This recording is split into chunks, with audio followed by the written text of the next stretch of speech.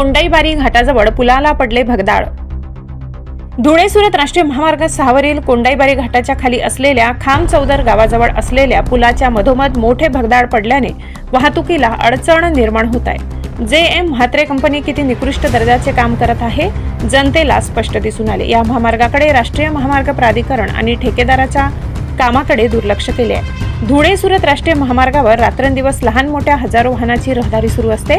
सध्या नवापूर तालुक्यात गेल्या 3 दिवसापासून मुसळधार पाऊस सुरू आहे। महामार्गाचे चौपदरीकरण करणारे काम राष्ट्रीय महामार्ग प्राधिकरण विभागाने केले आहे। या महामार्गावर लहान मोठे अनेक पूल बांधले असून पुलासह रस्त्याचे काम अतिनिकृष्ट दर्जाचे तयार केले।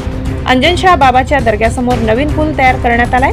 या पुलाच्या मध्यभागी भगदाड पडल्याने प्रशासनाच्या कामाच्या दर्जाची पोलखोल झाली आहे। लोखंडी सळई दगडे बाहेर आले आहेत। पुलाची परिस्थिती बघता महामार्ग पोलीस पथकाने वाहतूक बंद करून दुसऱ्या बाजूने सुरू केली आहे। तसेच महामार्ग प्राधिकरण व संबंधित कंपनी यांच्या भोंगळ कारभारामुळे जनतेच्या जीवाशी खेळ होत चाललाय। हाच प्रश्न नागरिकांसमोर येत आहे। तसेच संबंधित कंपनीच्या निकृष्ट दर्जाच्या कामामुळे वारंवार होणाऱ्या अपघातांनाही महामार्ग प्राधिकरण व संबंधित कंपनी जबाबदार आहे असे दिसून येते। Bureau report Ganesh Sonawane, विसनवाडी।